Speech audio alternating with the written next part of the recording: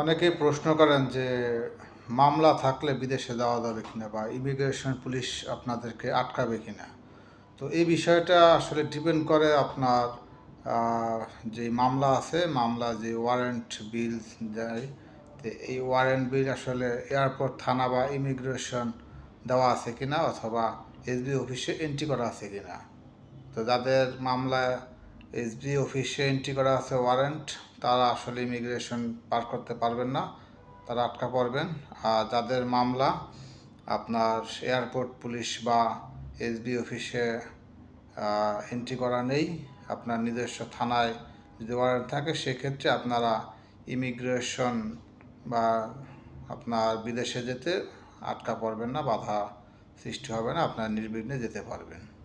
তো অবশ্যই যাদের নামে মামলা আছে, বিশেষ করে ফৌজদারি মামলা আছে, তারা এই জিনিসটা চেক করে তারপরে ইমিগ্রেশন পার করার চেষ্টা করবেন। ধন্যবাদ।